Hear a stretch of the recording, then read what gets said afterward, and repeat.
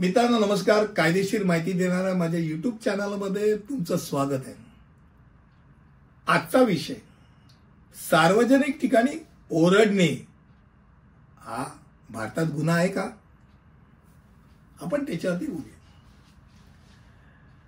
मित्रांनो एक गोष्ट नक्की आहे की आपण दैनंदिन जीवनामध्ये आपण अनेक शब्द ऐकतो की जे आक्षेपार्ह असतात, परंतु त्याचं व्यवस्थापन करण्याकडे दुर्लक्ष केलं जातं. कोणी त्याला करेक्टच करत नाही. परंतु एखाद्या व्यक्तीने एखाद्या व्यक्तीचा अपमान करण्यासाठी किंवा त्याला चिथवणी देण्याकरता जाणीवपूर्वकरित्या म्हणजे जाणून बुजून अपमानास्पद किंवा आक्षेपार्ह शब्द वापरले तर ते इंडियन पिनल कोड म्हणजे भारतीय दंड संहितेच्या 504 कलमाच्या मध्ये येतात. खास करून सार्वजनिक उपद्रव निर्माण करण्याच्या शिक्षेत ते येतात आणि 3 महिन्यापर्यंत कारावासाची शिक्षा त्यात दिली.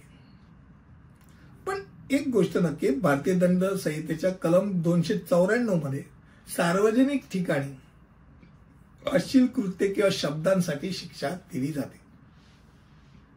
आता ही अश्लीलतेशी निगडीत सगळी कलम आहेत, पण अश्लील कृत्य म्हणजे काय याचं डेफिनेशन नाही.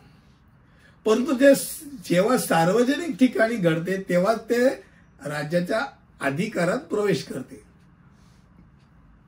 म्हणजे हा एक भाग आहे. मी बाबा नुसताच आरडाओरडा करतो पण मला त्रास होतोय. शाब्दिक शिवीगाळ उदाहरणार्थ भारतात गुन्हा आहे का, तर भारतीय कायदेशीर व्यवस्थेनुसार शाब्दिक आणि मानसिक शोषण हे भारतीय दंड संहिता कायदा यानुसार हे कायदेशीर नाही.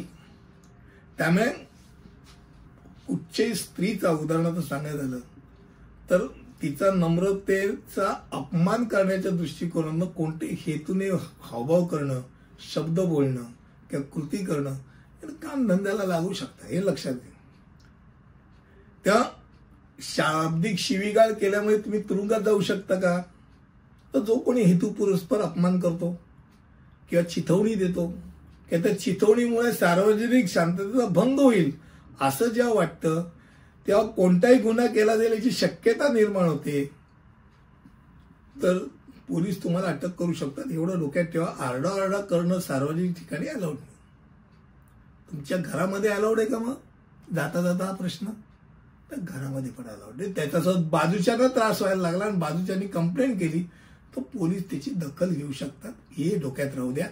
खास करून आजचा विषय होता सार्वजनिक ठिकाणी ओरडणं हे भारतात गुन्हा आहे का. एक प्रसिद्ध नट एका नटीच्या घराच्या खाली जाऊन त्याने दारू पिऊन अनावश्यकरित्या आरडाओरडा केला होता.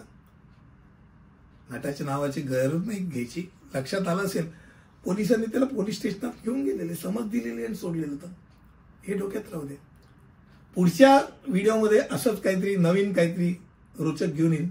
तिथपर्यंत इथेच थांबतो. धन्यवाद.